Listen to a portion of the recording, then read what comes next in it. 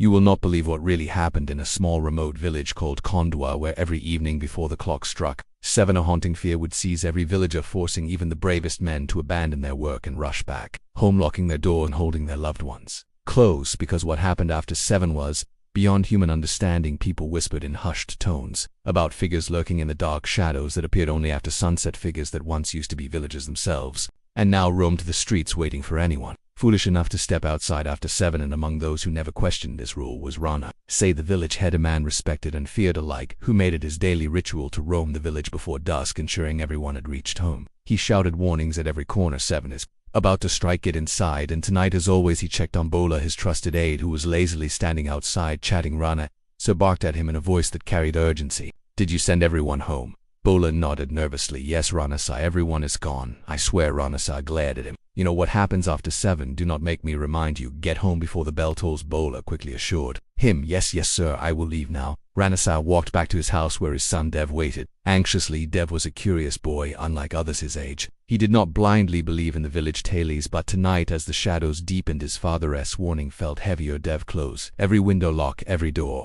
and make sure the curtains are drawn," his father ordered. Dev hesitated and asked, "But Papa, if the doors and windows are locked, why the curtains?" Ranasai paused and looked straight into his eyes. "Because the curtains are not for hiding from them. They are to make sure we do not see them, hear them, or worse, talk to them. Many did, and they never returned." Dev felt a cold wave run down his spine, but still something inside him questioned the logic. "Papa, does this have anything to do with Mom?" Ranasai's face darkened as he avoided the question. "Just do as I say." Dev quietly obeyed, moving from window to window, locking, drawing the curtains, feeling his heart pound heavier with every step. As he reached the last window, he stopped dead in his tracks. Outside in the fading light, he saw a figure standing still, his mind refusing to believe what his eyes saw. His heart raced as he whispered, "Mom." The figure smiled softly. "Yes, son, it asked me." Dev could barely speak. "You are dead," she chuckled softly. "No, son, I got lost. I tried to find my way back to you. Finally, I am here." Dev felt his world spin. "Mom."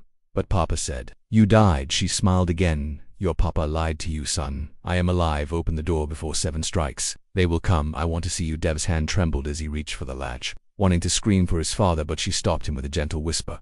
"There is no time. If he comes, I will be gone forever. Trust me, son. Open the door." Dev's heart battled his mind, and finally, trembling, he opened the door. Outside, he stepped out, looking both ways, calling out, "Mom, Mom, where are you?" Silence. Then, suddenly, a hand grabbed him from behind, and he gasped. It was Rana.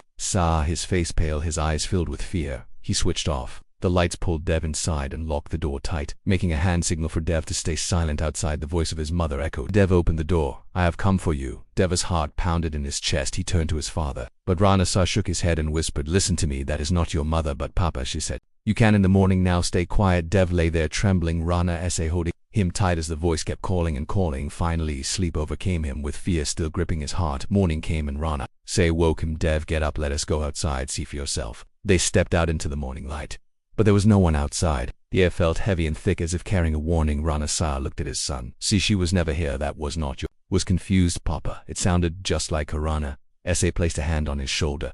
"That is why we never open our doors after 7. Dev still had questions. "Papa, was that how Mom died?" Rana sighed. "Come with me." They walked to the edge of the village towards an old broken down bus standing alone. Dev looked around and saw nothing unusual: trees, empty fields, and a few houses, including Babin's house. Rana pointed to the bus. "This is where your mother died. 7 months ago. We were coming back from the city, got delayed by nightfall. We reached the village just before dawn. All doors were shut, all windows locked.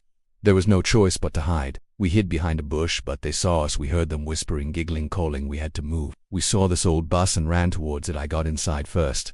But your mother stayed back." Dev: "Why, Papa? Why did she stay back?" Rana's eyes filled with pain. "Because she saw a little girl crying outside. She thought she could help her, but the moment she stepped near them, they surrounded her. I watched helplessly from inside the bus." Dev: "They called out to me, 'Come play with us, come join us.' I froze in terror. I could not move. I could not save her. Their voices still haunt me in the dark.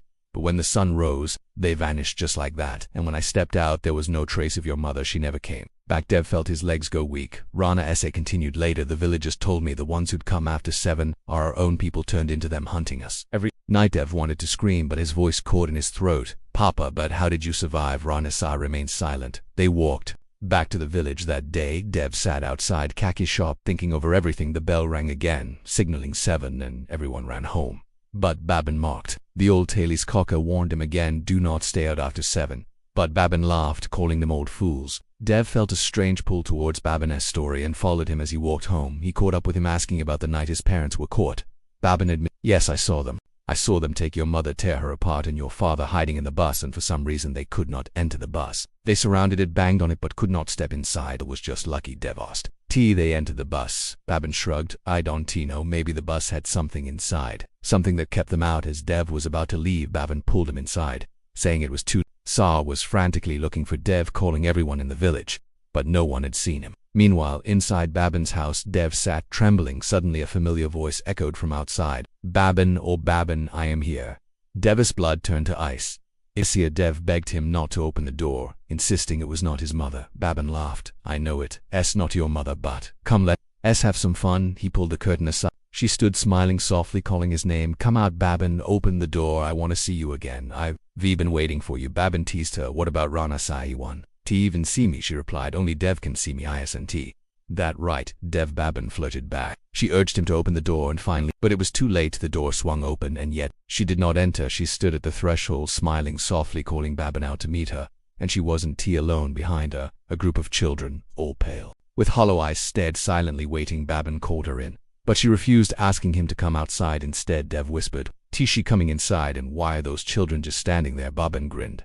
Now you are asking the right questions, Dev. The night your mother died, I wondered the same. Next morning, I searched the bus to find out why they didn't enter. And you know what I found? This. He held up this life. They can not cross where this hangs. I don't know why, but it works. I have it on my door. Since that night, Dev stared at it, realizing how close he came to death. Suddenly, Babin's phone rang. It was Rana. Sahu sounded relieved that Dev was safe. Babin promised he would bring him back safe, but Dev's heart still raced with a question. Why do they keep coming back? What do they want outside? The bell tolled again. The voices echoed through the empty streets, and Dev now knew the chilling truth that after 7 the night belonged to them, and the living had no place outside the shadows.